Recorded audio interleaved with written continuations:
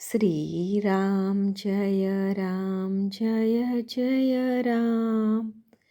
શ્રીરામ જય જય રામ. જેમના લોહીનું ટીપે ટીપું પરમાત્મા માટે વપરાઈ ગયું હોય તેવા સહજ સરળ સાત્વિક વ્યક્તિઓ એટલે સંત. આવા જ એક સંત એટલે શ્રી બ્રહ્મ ચૈતન્ય મહારાજ ગોંદવલેકર. ઈસવીસન 1845થી 1913 સુધી તેમનો જીવનકાળ ગણાય છે. શ્રી તુકામાઈ મહારાજના ગુરુ હતા. મહારાજે આપેલા પ્રવચનોની ભાષા સહેલી છે અને પ્રત્યક્ષ અનુભવની કસોટીમાં કસાઈ ચૂકેલી વ્યવહારુ શિખામણો છે. મહારાજ ખાતરી આપતા કહે છે કે નામસ્મરણનો સુલભ માર્ગ જે પકડશે તેને ન લાગે કષ્ટ, ન જવું વને, સુખે આવે ઘરે નારાયણનો તાદસ અનુભવ થશે.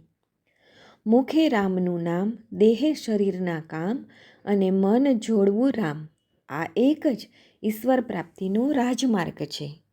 બ્રહ્મ ચૈતન્ય ગોંદવલેકર મહારાજના મરાઠીમાં બોલેલા આ બધા પ્રવચનોનો શ્રી ગોવિંદ સીતારામ ગોખલેએ સંગ્રહ કરી સર્વે પર બહુ મોટો ઉપકાર કર્યો છે.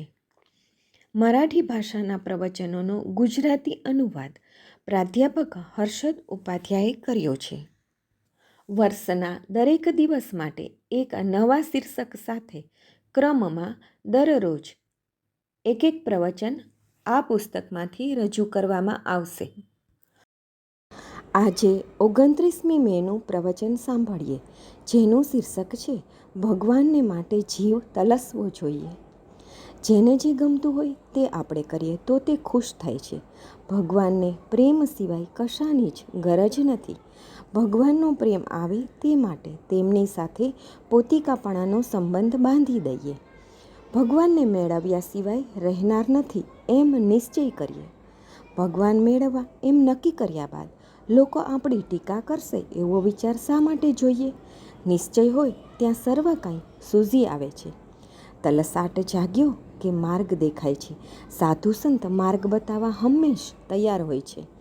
માત્ર આપણે આપણી દેહબુદ્ધિને બાજુએ રાખીને તેમને શરણે જવું જોઈએ. જગત આખું જો ભગવાનનું છે તો પછી ચિંતાનું કારણ શું?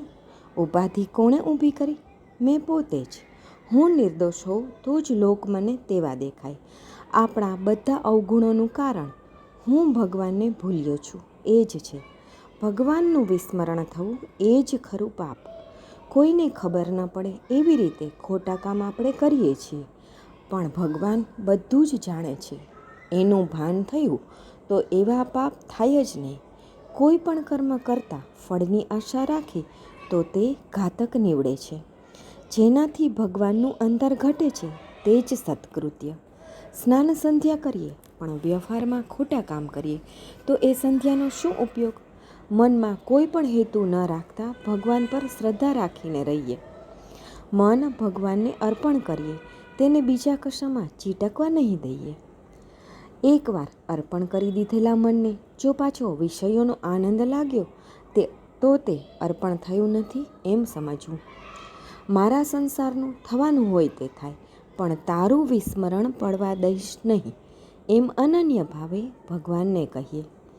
પ્રત્યેક કાર્યમાં હું ભગવાનનો છું એ ભાન જાગ્રત રાખીએ. પડતીના કાળમાં પણ જે ભગવાનનો બનીને રહે છે તેને કશાનો જ ભય રહેતો નથી. પાંડવોની સાથે પ્રત્યક્ષ ભગવાન હોવા છતાં પણ કેટલા સંકટો તેમને વેઠવા પડ્યા. સંકટોને આવવા દઈને તેમાંથી પછી ઉગારવાને બદલે એ સંકટો જ ભગવાને કાં ન ટાળ્યા? એનો ઉત્તર સહેલો છે. ઘણીવાર આપણા પર આવનારું સંકટ કોઈ ટાળી દે તો તે સંકટ આવવાનું જ ન હતું એવું આપણે સમજીએ છીએ. ખરું કહીએ તો સંકટો એ આપણા જ કર્મોના ફળ હોય છે. સંકટમાં ભગવાનના અસ્તિત્વનું ભાન રહે તો તે આપણને સમાધાન આપે છે. જેને બધું જ અનુકૂળ છે તેને પણ સમાધાન તો નથી જોતું. એટલે જેને એટલી અનુકૂળતા નથી તેને અસમાધાન રાખવાનું કારણ નથી. કારણ સમાધાન તેમાં છે જ નહીં. અસમાધાન એ રોગ બધાને સરખો છે અને ભગવાનનું સ્મરણ એ ઔષધ પણ બધાને માટે સરખું જ છે.